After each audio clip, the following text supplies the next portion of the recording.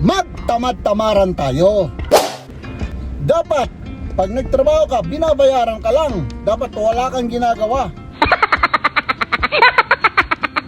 Bagal-bagal mo ay. Ha? Dali lang ah. Parang kinakarma na ako ngayon ah. Hindi ko pa natatapos yung vlog. May karma na sa akin ah.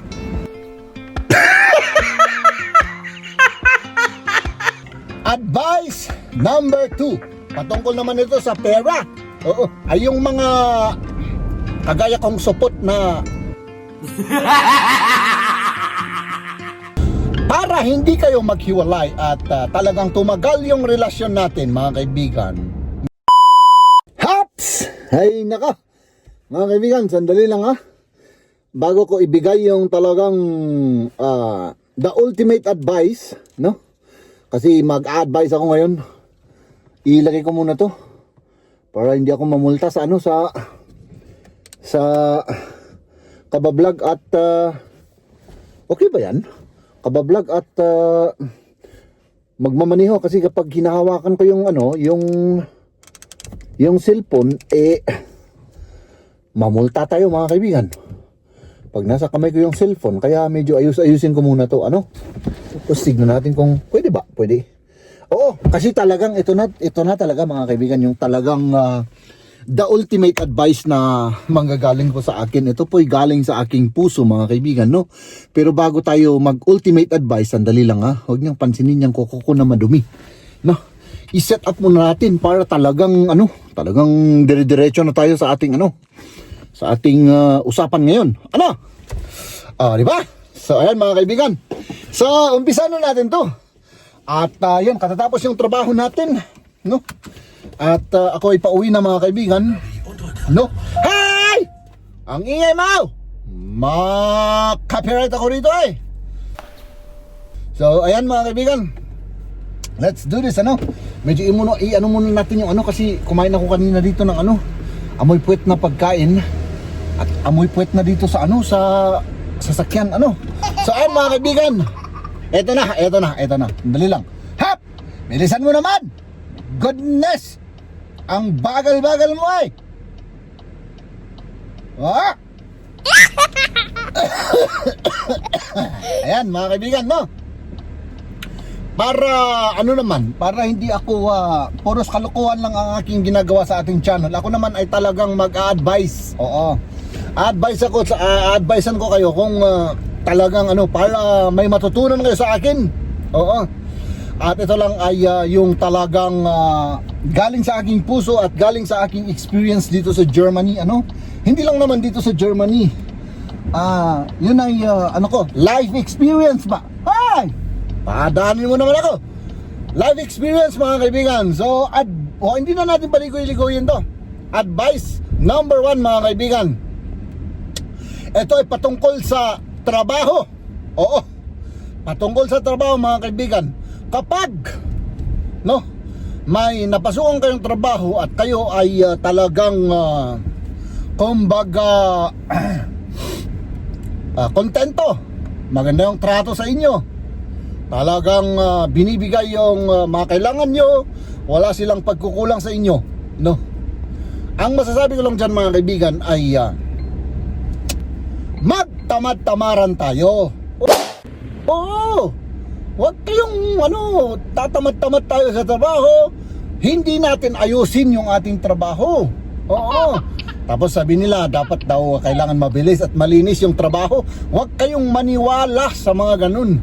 Kalokohan yun mga kaibigan, So yun lang, patungkol sa trabaho, huwag tayong huwag nating pansinin yung mga motivation, yung mga sinasabi nila. Wala, lugi ka eh, di ba? Dapat pag nagtrabaho ka, binabayaran ka lang. Dapat wala kang ginagawa. Huwag nyo basta punta ka lang sa trabaho, tamad-tamaran lang tayo, pakaang-kaang tayo, At saka yung trabaho natin, huwag nating ayusin, at saka bagalan natin yung trabaho natin para para magulangan natin yung mga employer natin. Oo. Yun ang aking advice number 1 mga kaibigan,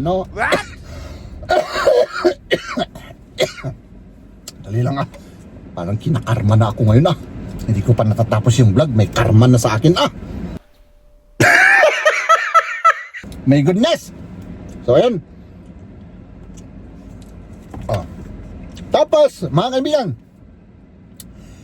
advice number 2, patungkol naman ito sa pera.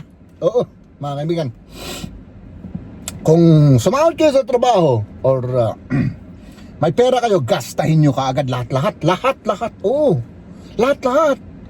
Yung mga sinasabi nilang magtipid-tipid tayo, mag-ipon tayo, ay, walang kakwenta-kwenta yan. Tignan nyo ako. Ang dami-dami kong utang. Wala akong kapera-pera. Di ba ganun lang yun? Huwag niyong pansinin yung mga sinasabi-sabi nila na mag-ipon daw for the future. Ay, kalokohan yan. Gastos. Dapat i-enjoy natin yung buhay natin. Kung sahod mo ay $1,000, bumili ka agad ng bag na worth $1,000. Maraming dyan. Tapos ang bilhin natin yung mga pagkain, yung mga masasarap at yung mga mamahalin para maubos ka agad yung pera natin. Ay nako, huwag tayong bumili doon sa grocery at magluto. Wag na, restaurant agad. Pumunta tayo sa restaurant, huwag tayong sayang yung buhay natin. Kailangan i-enjoy natin. Diba? Tapos kapag naubusan ka ng pera, mangutang ka ng mangutang. Maniwala ka sa akin. Para matustusan mo yung luxury life mo. Ganun lang naman yun. Tapos sabi nila, yung dapat yung sinasahod mo, dapat hindi daw mas mahal yung ginagastos mo kasi yung sinasahod mo.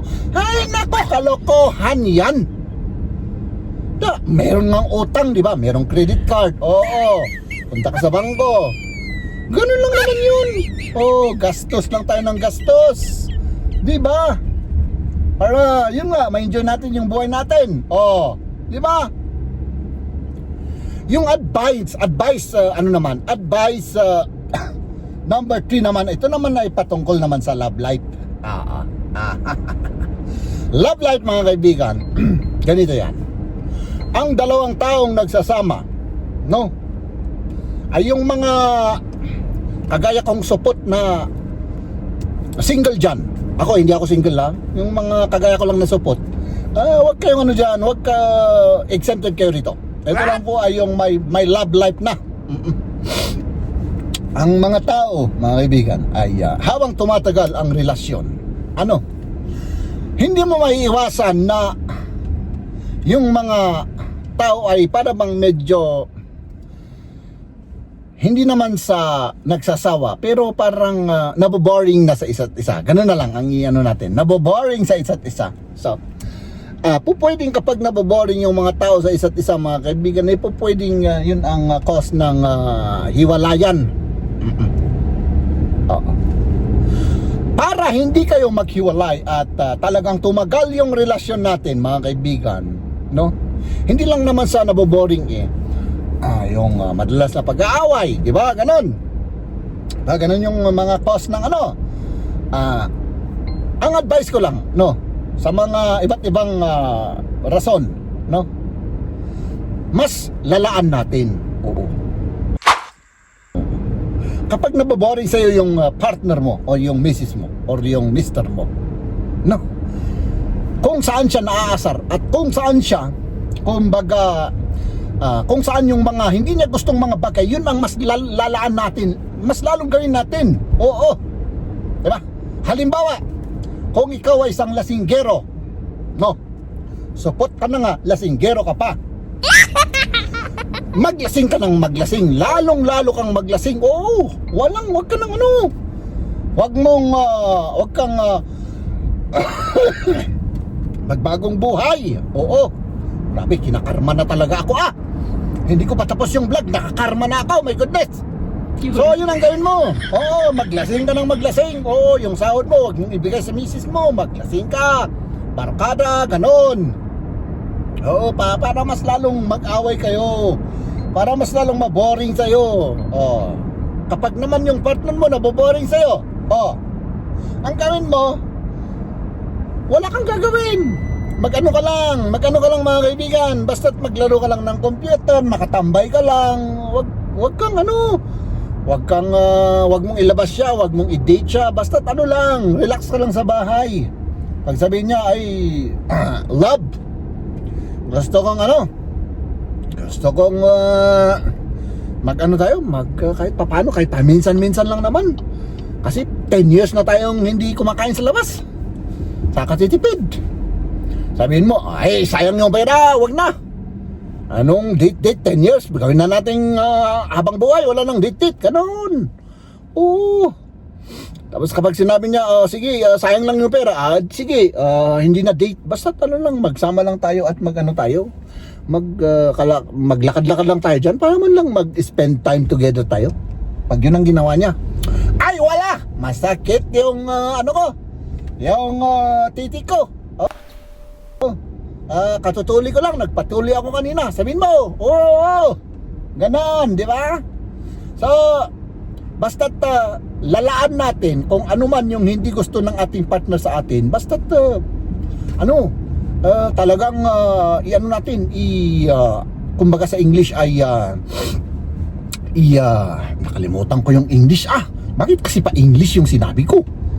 Ganito na lang, Tagalog na lang, Tagalog. Basta't kumbaga mag-effort tayo para lumala yung sitwasyon. Oo, di ba? O may English at Tagalog 'yan.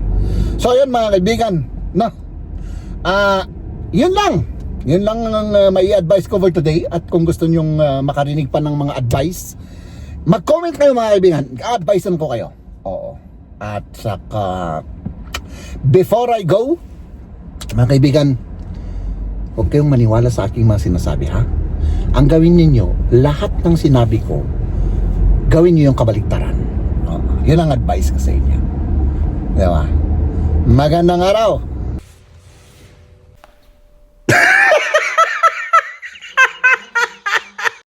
Ladies and gentlemen.